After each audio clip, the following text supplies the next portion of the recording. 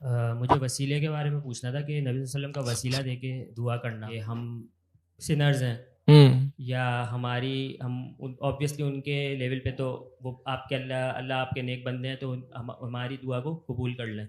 تو کسی اور اسکول آف تھاٹ سے ہماری مطلب لوگوں سے بات ہوتی ہے تو وہ کہتے ہیں کہ قیامت کے دن جیسے وہ آپ شفا ان کو وسیلہ وہ بنیں گے، شفاعت کریں گے ہماری.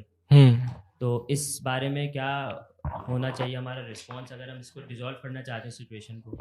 جب وسیلے کے بارے میں نا یہ ہے کہ ہم 3 طرح کے وسیلے جائز ہیں. کسی کی دعا کا وسیلہ، یہ والدین سے دعا کروا دیں، اللہ تعالیٰ کے اسماء صفات کا وسیلہ، اللہ تعالیٰ کو اس کے ناموں کے ساتھ پکارا جائے، اور اسی طرح اپنے نیک اعمال کا وسیلہ کہ اللہ اگر میں نے عمل تیرے لیے خالص کیا ہے تو مجھے فلاں چیز دے دے. لیکن نبی علیہ الصلوۃ والسلام کی ذات کا وسیلہ نہیں دیا جا سکتا، یہ صحیح نہیں ہے. رہی بات نبی علیہ الصلوۃ والسلام سفارش کریں گے تو سفارش کریں گے اللہ کی اذن پر، اللہ کی اجازت پر. اور کن لوگوں کی سفارش کریں گے؟ نبی علیہ الصلوۃ والسلام نے فرمایا کہ جو شخص توحید پر لا الہ الا اللہ کہے گا اس کی اللہ کے نبی علیہ الصلوۃ والسلام سفارش کریں گے. سفارش برحق ہے، اس کو مانتے ہیں ہم، لیکن سفارش کی 2 کنڈیشنز ہیں. اللہ اس سے راضی ہو جس کی سفارش کی جا رہی ہے، اور اللہ تعالیٰ جو سفارش کرنے والا ہے اس کو اجازت بھی دے.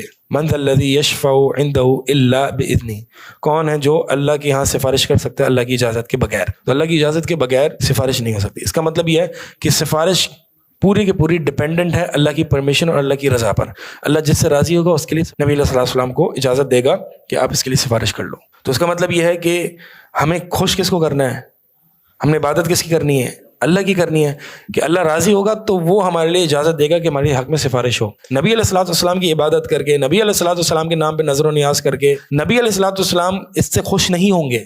ٹھیک ہے، تو ہم یہ سمجھتے ہیں کہ ہم نبی علیہ الصلوۃ والسلام کے نام پر نظر و نیاز کریں گے اور نبی علیہ الصلوۃ والسلام ہم سے خوش ہو جائیں گے اور کل کو وہ ہماری سفارش کریں گے. تو ایسا نہیں ہے، وہ بلکہ اور ناراض ہو جائیں گے. بلکہ حدیث میں آتا ہے کہ حوض کوثر پر نبی علیہ الصلوۃ والسلام کے پاس جو ہے وہ کچھ لوگ آئیں گے اور نبی علیہ الصلوۃ والسلام ان کو پہچان لیں گے. کیسے پہچانیں گے؟ اعضاء وضو سے. ان کے وضو کے اعضاء چمک رہے ہوں گے، یعنی یہ مسلمان ہوں گے، نمازی ہوں گے، مسلمان ہوں گے، اس لیے نبی علیہ الصلوۃ والسلام ان کو پہچان لیں گے. پھر فرشتے ان کو دور کر دیں گے. نبی علیہ الصلوۃ والسلام کہیں گے کہ میرے امتی ہیں. فرشتے کہیں گے آپ کو نہیں پتا کہ آپ کے جانے کے بعد انہوں نے دین میں کیا کیا نئی چیزیں ایجاد کر لی تھی. تو اس وقت نبی علیہ الصلوۃ والسلام ان کو ایسے دھتکاریں گے جیسے کہ اونٹ کے جو مالک ہوتے ہیں کہ جب دوسرا اونٹ کھانے آ جاتے ہیں ان کے اونٹوں کے درمیان تو کس طرح سے ان کو پکا رہا ہوتا ہے، اس طرح نبی علیہ الصلوۃ والسلام کو دور کریں گے. تو نبی علیہ الصلوۃ والسلام خوش نہیں ہوں گے. جب وہ تو بدعات کو سنیں گے تو ناراض ہو جائیں گے.